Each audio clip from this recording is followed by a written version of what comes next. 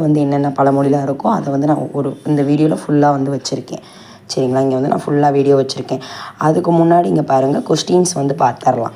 இப்போ வந்து பாருங்கள், 67வது அந்த இதில் பாருங்கள், 67ங்கிறதுல காற்றுள்ள போதை தூற்றிக்கொள் அப்படின்னு கொடுத்துருக்காங்க. அதுக்கான கருத்து கேட்டிருக்காங்க. காற்றுள்ள போதைனா வாய்ப்பு கிடைக்கும் போதே என்ன பண்ணிக்கணும், அந்த கிடைச்ச வாய்ப்பை பயன்படுத்தி முன்னேறணும். அதுக்கான பொருள். ஓகேவா?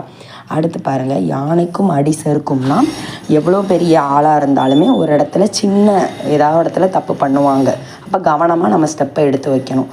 அதுக்கப்புறம் எறும்பு ஊற கல் தேயும்னா எறும்பு வந்து பார்த்திங்கன்னா சின்ன சின்ன விஷயத்த வந்து ஒரு பெரிய விஷயத்த அது ஈஸியாக வந்து அதால் கொண்டு போக முடியாது. உணவாக இருந்தாலும் எதாக இருந்தாலும் அதிகமாக என்ன பண்ணும், முயற்சி பண்ணி கொஞ்சம் கொஞ்சமாக தான் அதை வந்து என்ன பண்ணும், அதை உணவை வந்து எடுத்துகிட்டு போகும். சரிங்களா? விடாமுயற்சி. அப்போ எறும்புனாலே முயற்சி, விடாமுயற்சி இருக்கும் எறும்புக்கிட்ட. எறும்பு ஊற கல் தேயும்னா எறும்புங்கிறது ஒரு உணவை, பெரிய உணவை, பாறை மாதிரி இருக்க உணவை கம்மியாக சின்னதாக எடுத்துகிட்டு போகும் விடாமுயற்சி பண்ணி. அதுக்கப்புறம் நம்மளுக்கு ஈஸியாக தான் கேட்டிருக்காங்க. அளவுக்கு மிஞ்சினால் அமிர்தமும் நஞ்சு. அதுக்கப்புறம் பாருங்கள், விருந்தும் மருந்தும் 3 நாள். இந்த மாதிரி விடுபட்டு கேட்குறாங்க.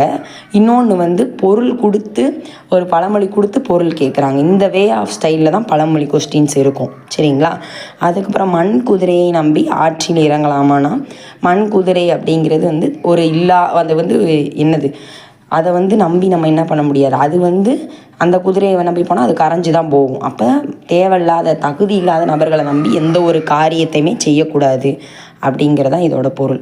அடுத்து பாருங்கள், தான் ஆடாவிட்டாலும் தன் தசை ஆடும்னா நம்மளுக்கான உறவினர்கள், இப்போ நம்மளுக்கு ஒரு கஷ்டம்னா நம்ம கூட இருக்கவங்களுக்கோட, நம்ம சொந்த பந்தம்லாம் இருக்கவங்களுக்கே தெரியும், அவங்களுக்கு ஏதாவது கஷ்டம்னா நம்மளுக்கு துடிக்கும்.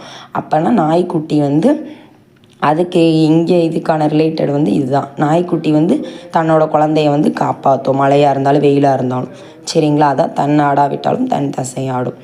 அடுத்து பாருங்கள், தான் ஆடாவிட்டாலும். அதுக்கப்புறம் காற்றுள்ள போதை தூற்றிக்கொள்னா வயசு இருக்கும் போதே நம்ம வந்து உழைப்பை வந்து நிறையா வந்து போட்டு சம்பாதிச்சுக்கணும் இளமை காலத்திலேயே. ஓகேங்களா? அடுத்து ஒரு பானை சோற்றுக்கு ஒரு சோறு பதம், உப்பிட்ட வரை உள்ளளவு. இதெல்லாம் வந்து உங்களுக்கு விடுபட்ட சொல்ல தான் கொடுத்துருக்காங்க. ஓகேவா? விடுபட்ட சொல்லாகவும் கொடுக்குறாங்க, இல்லைனா விளக்கமும் கொடுத்துருக்காங்க. அப்போ நீங்கள் ரெண்டுமே படிக்கணும்.